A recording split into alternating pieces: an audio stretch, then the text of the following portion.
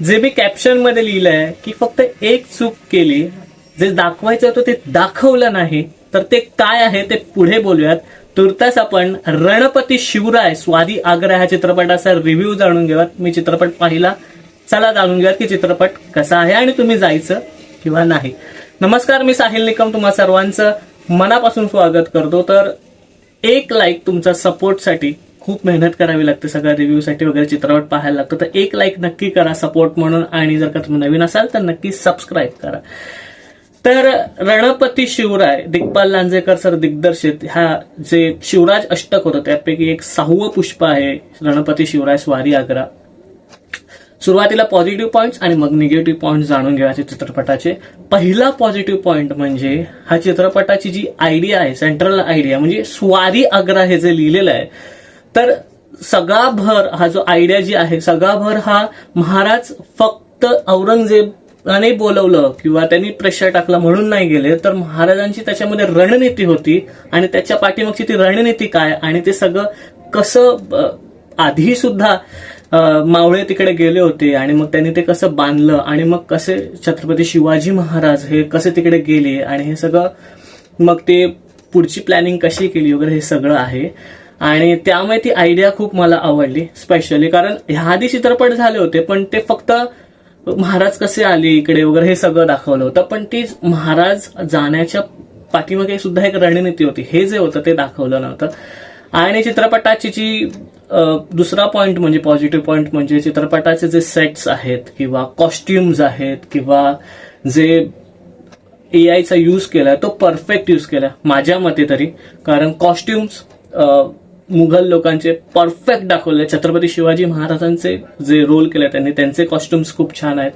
तर कॉस्ट्युम्स खूप छान आहेत, सेट्स खूप छान डिझाईन केले. म्हणजे औरंगजेबचा एक सीन आहे जिकडे पाणी वगैरे असं पडतं आणि तो त्याच्या सरदाराचाच एक खून करतो वगैरे, तो वाला सीन स्पेशली सेट खूप छान. तर सेट्स डिझाईन खूप छान झाल्यात. अभिनय चिन्मय मांडलेकर यांची कुठेतरी थोडीशी कमी भासते, पण अभिजित श्वेतचंद्र यांनी पण ओके काम केलेलं आहे असं म्हणू शकतो. आणि नंतरचा एक प्लस पॉइंट म्हणजे या चित्रपटाचा screen play. Tight screen play, फक्त कुठे कुठे वाटतो आणि कुठे कुठे लेंदी वाटतो चित्रपट. सो तेवढं पण स्क्रीन प्ले टाईट असल्यामुळे तेवढं जाणवत नाही. आता आपण निगेटिव्ह पॉइंट्स कडे येऊया. निगेटिव्ह पॉइंट्स एवढेच होते की ह्या चित्रपटात आहे ना खूप काही दाखवायचं, म्हणजे ती रणनीती दाखवायची, मग ती स्वारी आग्रा ही का हे सगळं दाखवायच्या नादात जी डिटेलिंग आहे ना ती खूप जास्त आहे. त्यामुळे ते कुठे कुठे असं वाटतं का खूप ड्रॅग केलंय, अरे हा सीन नको, म्हणजे खूप म्हणजे खूप आपला पेशन्स टेस्ट करतं असं वाटतं. तर तेच फक्त एक जास्त वाटतं, खूप त्याच्यामुळे लेंदी वाटतो चित्रपट. आणि नंतरचा एक निगेटिव्ह पॉइंट जे मी म्हटलं होतं सुरुवातीला की एक चूक केली, तर ती चूक अशी आहे की बघा, महाराज औरंगजेबच्या हातावर तुरी देऊन जेव्हा आग्रावरनं निघतात, तो आग्रा ते राजगडाचा जो प्रवास आहे ना तो खूप कमी दाखवला माझ्या मते. म्हणजे ऑफकोर्स स्वारी आग्रावर त्यांनी जास्त भर दिला होता महाराज तिकडे जाण्यावर, पण हा जो प्रवास होता तो मला हवा होता, बघायचा होता. आणि म्हणजे छत्रपती संभाजी महाराज असतील किंवा छत्रपती शिवाजी महाराज हे कसे आले आणि तिथे किती त्यांना येत असताना मुघल सैन्य पाठी पडलं होतं, ते सगळं दाखवायला हवं होतं, ते इन डिटेल दाखवायला हवं होतं. तर ते खूप कमी ह्याच्या टायमात दाखवलं, कारण आधीच्या फर्स्ट हाफमध्ये खूप डिटेलिंग होती. सो ते मला वाटलं की ती एक चूक म्हणावी अथवा काय, पण मला ते बघायचं होतं असं वाटतं. बस तेवढीच एक चूक वाटते मला आणि खूप लेंदी चित्रपट असं वाटतं. हायलाईट सीन्सच्या बाबतीत बोललो तर जे मी म्हटलं की औरंगजेब जेव्हा त्याच्या सरदाराचा खून करतो, सेट्स आणि ती जो सीन दाखवलाय, त्यानंतर अजून एक हायलाईट सीन म्हणजे जेव्हा पुरंदराची लढाई दाखवली आणि मुरारबाजी जेव्हा धारात येते पडतात तेव्हा त्यांच्या इथे तीर जातात वगैरे, तर बाणाचे तीर वगैरे, तर तो वाला सीन खूप जबरदस्त केलेला आहे. आणि त्याच्यामध्ये जे VFX वापरले सुपर्ब. त्याच्यानंतर जेव्हा महाराज आग्रावरनं निघत असतात तेव्हा जे इंदुलकर मे बी ते महाराजांच्या जागी झोपतात त्या ह्याच्यावरती, पलंगावरती, तर तो वाला सीन खूप इमोशनल आपल्याला वाटतो आणि खूप इमोशनल करून जातो. जसा पावनखिंडमध्ये होता तसाच सीन आहे हा इथे सुद्धा. त्यावेळेची जी बॅकग्राऊंड म्युझिक वगैरे ते खूप छान. त्या हायलाईट सीन पैकी हा हायलाईट सीन जबरदस्त.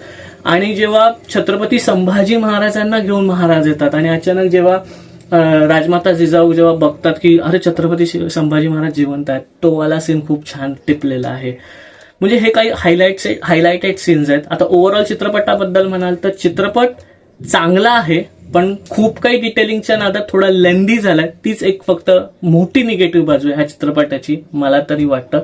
पण ओव्हरऑल चित्रपट one time watch Chhatrapati Shivaji महाराजांसाठी तर नक्कीच आहे. डिरेक्शन बद्दल बोलाल तर दिग्पाल लांजेकर सरांनी ह्यावेळेस सेट्सला घेऊन असेल किंवा कॉस्ट्युम्सला घेऊन असेल, हे खूप छान प्रकारे अपग्रेड केलं आहे त्याच्यामध्ये, असं मला वाटतं.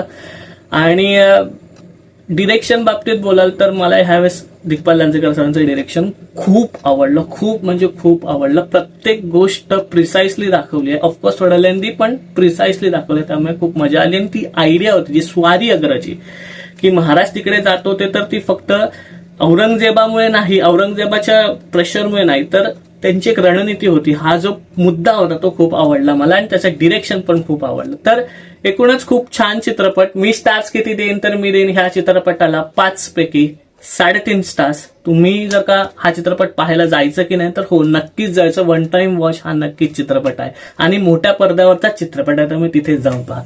तर हे होतं माझं मत, हे होतं माझं रिव्ह्यू. तुम्ही पाहिला तर तुम्ही सांगू शकता. इथेच थांबूया, पुढच्या व्हिडिओमध्ये भेटू. तोपर्यंत आपलं युट्यूब चॅनल पिक्चर प्लॅटफॉर्म पाहत राहा, आणि लास्ट बट नॉट लिस्ट स्वतःची काळजी घ्या.